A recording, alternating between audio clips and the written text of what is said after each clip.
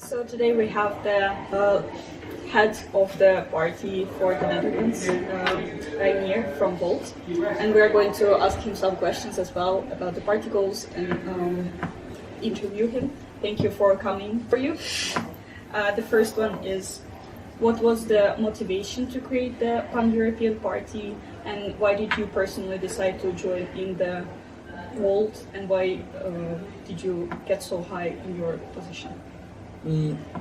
So to start with the first question, it wasn't me who who had the idea of creating a pan-European party, but we're three people from France, Italy, and Germany, and they wanted a response towards the rising nationalism because they felt that the big problems of today aren't being solved, and in order to solve them, we don't need nationalism. We need the opposite. We need further European integration. And when they told me this story, and in Amsterdam when I met them for the first time, I thought to myself, these people are absolutely right, and I want to do something about it because, and that's the second to answer your second question, my personal motivation is I've been working a corporate job that I really enjoyed, but it was all about me, sort of say, and about making money, making a career, and also trying to have a positive impact in that setting. But I was struck by the fact that we saw this nationalism. How can the European project be in danger, and how can we go back to something that I was seeing as something from the past? And then if I look at my own life when I'm 60 or 70 and my grandchildren are going to ask me, like, you knew the climate crisis was getting out of hand, you knew that people were being treated inhumanely in refugee camps, and you knew all these things, all the growing inequality, all these things that was happening. What did you do? And I don't want my answer to be, I didn't do anything, I just stood there and watched. I want to make a positive impact, and that's what really motivated me to participate and to still participate. And your third question, how did I come in the position? Well, it was pretty funny actually, because it started with some guys in the Netherlands. They were a group of about 15 after a while. Then I met them at the first Volt event in the Netherlands, and after a couple of meetings, it wasn't really getting anywhere. Because people were too caught up with other things in life. That's how life goes. And then the person that had done it so far said, "I'm starting my own business, and it's going to be priority 1, 2, and 3 in my life, so I can't be part of Volt anymore." And then people asked me, "Do you want to be our country lead," as it was called? And I politely declined because I was like, yeah, I've got my life besides this. I want to help out, but I also want to do other stuff. And then I went to the first European event that I went to in the end of January 2018. And I was struck by the enthusiasm and all these international people that had the same goals. And that night we went out together and they asked me again. And then I said, okay, I'll do it. And then all of a sudden it became bigger and bigger and bigger until where we are now. And then eventually I got elected in December 2018 to be the lead candidate. So then I stepped down as the president of the organization and became the lead candidate. That is a very impressive story. How many seats does Volt expect to get in the parliament? It's very hard to say because things are changing so rapidly. We are participating in 8 countries. Our goal has always been 25 seats from 7 different countries. To be fair, I don't think we're going to make that now, but we will make that in 5 years.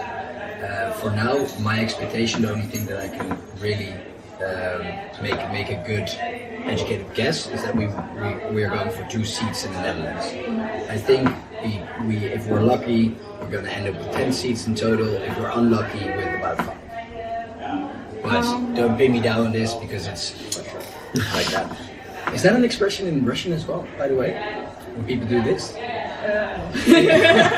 I think what would you say are the benefits of the European party on the European level over the national parties? Because I've heard several comments, but like my friends or something, who said that for the national party, they know who they are going to vote for, they are familiar with their programs for a very long time, they were raised in that country. What is the benefit of the pan-European party?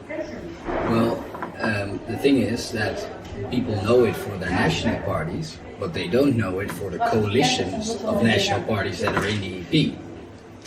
And it's because it's another compromise to something new that people know and hear very little about. So if you would be there as Volt, then people will know, that's exactly what I've heard in the national spectrum as well, and that's what they're trying to do in the European Parliament. That's one. The other one is that we are the only ones that have a true European vision with the European constituency, and that really adds to the fact that what you vote for in the Netherlands, we are also trying to achieve in Bulgaria, Sweden, Hungary, and Italy. And in order to break through the national interests that are dominating our current European spectrum, we need to bring politics to a new level, and Volt is the first party to really do that. So what I hope is that there will be a conservative European party in the future and a very far left European party in the future, and that we have these separate true European parties, because then we can bring what we have on a national level to a European level. And why is that important? Because that's the level where, if we are truly democratic and make decisions with majorities instead of unanimously, if we make decisions with majority, then we can really have effect in solving the great challenges of today. Yeah, speaking about the majoritarian decisions, I've heard about it and I read about it in the Amsterdam Declaration, which is like the program of the party in more details. Yes. How would the European Parliament influence the Council's decision making process, kind of thing? Because we know that European Parliament is in sometimes harsh terms with the Council, and it's genuinely hard to make all the states in the Council decide by simple majority or majority. Yeah, I hope that people don't get the impression that our vision can be achieved within a year in the European Parliament, because it will take a lot longer, and it will take more than just being active in the European Parliament. Because if you want to break down the unanimous voting, for example, you have to make a unanimous decision about that. So we will need to be active in each single country as well to get to that stage. So I'm not sure whether I fully answered your question now. Yes. Okay. Yes. And also you were talking about the the pan-European way of conducting politics, so to say. Yes. Which policy areas do you think shall remain will be better at the European level, and which ones shall stay in the national level? Yes. Well, we have a couple of obvious ones that are on the European level, such as safety, climate, and migration, security, cybersecurity. Those things are, for me, very obviously on the European level. Things that are not a European decision, in my opinion, at least in the coming sort of 50 years. For example, the front end of healthcare. How do you get the care at your bed? The European countries can learn from each other, but I think that remains a national affair. However, the back end of healthcare, how do you buy medicines? We will form a stronger bloc if we work together on the European level, because a lot of major pharmaceutical companies, the percentage of revenue that they get from the Netherlands is 0.5. And then what happens is, if you say we want better pricing, they say, who are you? Oh, only 0.5% doesn't really matter that much to us. So from the back end of healthcare, I think we should work together more strongly. And we could go through all these different departments, but I don't think that the European Union should talk about biking paths in the Netherlands. Like that's not really a thing that they should care about. So we're not saying that everything should be done on the European level. Definitely not. You are probably familiar with the subsidiarity principle, But to explain it for people that don't know it, it's that the basic sort of thought that everything should be governed at the lowest level possible. And the interesting thing is that every political party says, yeah, we support the principle of subsidiarity. But in my opinion and in our opinion, the principle of subsidiarity has always been explained way too narrowly. So we say taxes is solely a national affair. But because we think taxes is a solely national affair, the massive companies like Amazon that have a bigger revenue than our gross domestic product, they can find loopholes within the different tax laws of the countries and make agreements with countries in the race to the bottom, where they end up paying a lot less taxes than the place where we just bought our coffee. And so I think that should be, for those companies, should be done on the European level. You have described a variety of goals which will which goals shall be achieved primarily in this 5 years term of European Parliament, and which are more long-term goals? I think if we would get those 10 seats, we'd be with 1.3% of the European Parliament. And not everything we are going for is the decision-making power is within the EP. However, what I do know is that we can achieve a lot of things by bringing them in the right direction, or bringing them a slow step forward. And I've always felt that one of the reasons why people lost their faith in politics is because there has been this massive over-promise, under-deliver. I'd rather under-promise and over-deliver. So I can say that I will always do my best for all the topics that are in our mapping of policies and our Amsterdam Declaration, but I'm not gonna say this is a result we'll definitely achieve, because it's democracy. We're not gonna be dictators. So. Right now, I expect that your schedule is pretty busy. I mean, it was really hard for you to make some space for us. And could you describe how the, so to say, one day from your life looks like? Right? Yeah, I think it's the most insane period I've ever had. If you look at how hectic it is, how diverse, and how much is going on at the same time.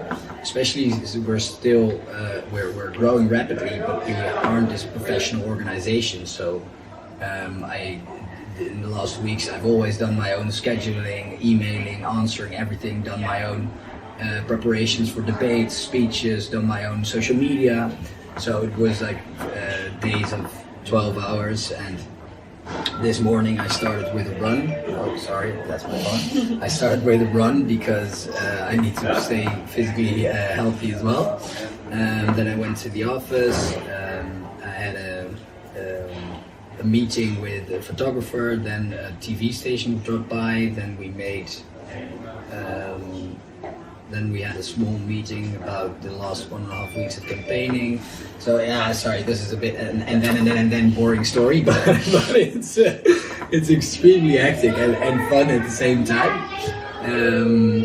Yeah, I would say if you really value your private life an awful lot, then you shouldn't be the lead candidate of a campaign for a political party, because it's so hectic, but it's a very cool experience too.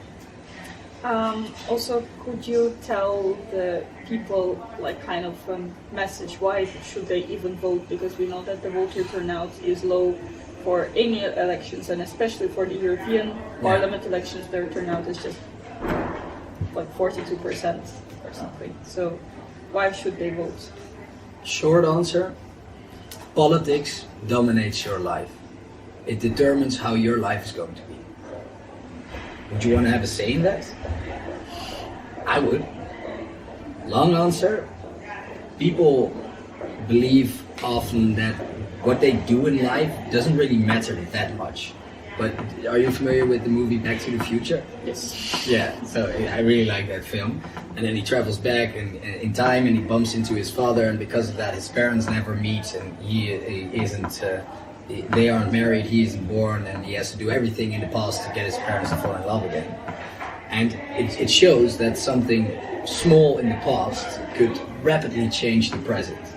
So when you talk to people about time traveling and traveling back to the past, people often say, no, I wouldn't want to do it. I've seen the movie Back to the Future. What if I do something small and the whole world was different? But if that's true, then a small step in the present can also incredibly change the future. So, and that's the beauty of what I see within Volt now. It's hundreds of people in the Netherlands, thousands across Europe, who all believe that their small step towards that goal actually contributes to a larger thing, and it does. Like if you see where we come from and where we're at now, we've really gone a long way. So the same goes for voting. It does matter. Thank you for giving us the interview, for coming, for talking to us. It was a pleasure. Thank you too. Thank you. Pleasure was all mine. Thanks a lot. Thank you.